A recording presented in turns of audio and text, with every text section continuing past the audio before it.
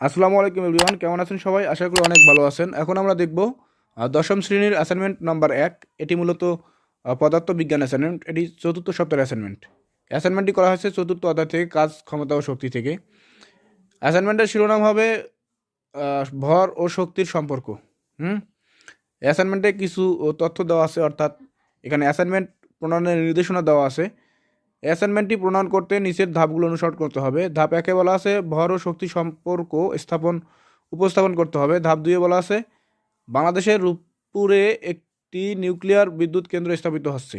এখানে নিউক্লিয়ার শক্তি কীভাবে বিদ্যুৎ শক্তি রূপান্তরিত হবে তা বিক্রিয়া ও চিত্রের সাহায্যে নিজের মতো করে উপস্থাপন করতে বলছে। এবং ধাপ 3-এ বলছে উপরোক্ত শক্তির পরিবেশগত প্রভাব ব্যাখ্যা করতে হবে। তো এই ছিল আজকের দশম শ্রেণীর অ্যাসাইনমেন্ট। তো চলুন আমরা মেন আলোচনায় চলে যাই।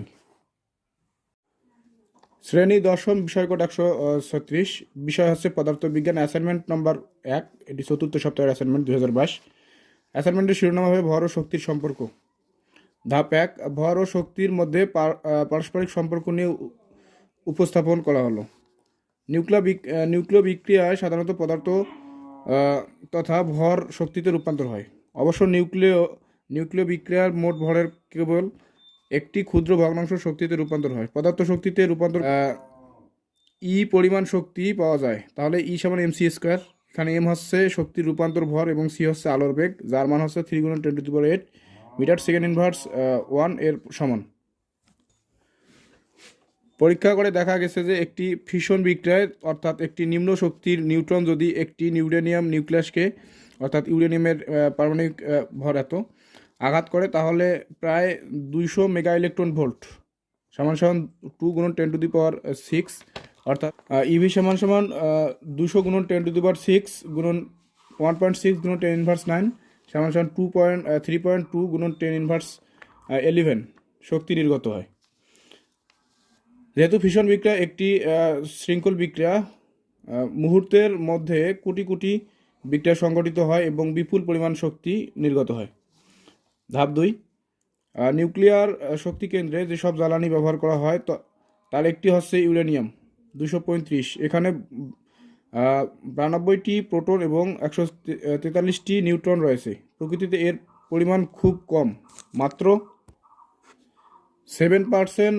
এর অর্ধায়ু 703,800,000, অর্থাৎ 704 মিলিয়ন প্রায় বছর। এই ইউরেনিয়াম 235 নিউক্লিয়াস খুব সহজেই আরেকটা নিউট্রনকে গ্রহণ করতে পারে। এখন ইউরেনিয়াম 235 পুরোপুরি অস্থিতিশীল হয়ে যায়। এটা তখন ক্রিপ্টন এবং বেরিয়াম এই দুটো ছোট নিউক্লিয়াসে ভাগ হয়ে যায়। তার সাথে সাথে আরও 3টি নিউট্রন বের হয়ে আসে, যা নিম্নে সমীকরণে দেখানো হয়েছে। অর্থাৎ এই ইউরেনিয়ামকে যদি আমরা একটি নিউট্রন দিয়ে আঘাত করি, তাহলে বেরিয়াম এবং ক্রিপ্টন উৎপন্ন হবে, তার সাথে সাথে 3টি নিউট্রন উৎপন্ন হবে। ঠিক আছে।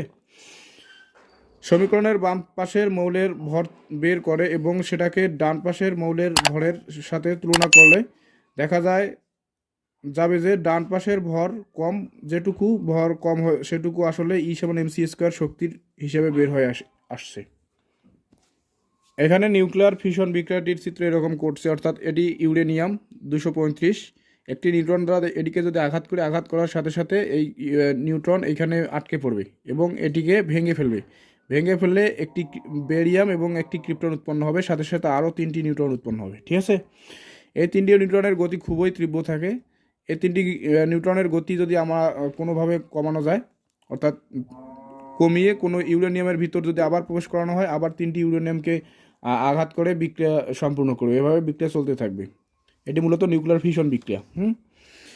এই বিক্রিয়ায় যে 3টি নিউট্রন বের হয়ে আসছে তারা আসলে প্রচণ্ড গতিতে বের হয়ে আসে, তাই খুব সহজে অন্য ইউরেনিয়াম সেগুলো ধরে রাখতে পারে না। কোনোভাবে যদি এগুলোর গতিশক্তি কমানো যায়, তাহলে সেগুলো অন্য ইউরেনিয়াম নিউক্লিয়াসে আটকে পড়ে, সেটাকে ভেঙে দিয়ে আরও কিছু শক্তি এবং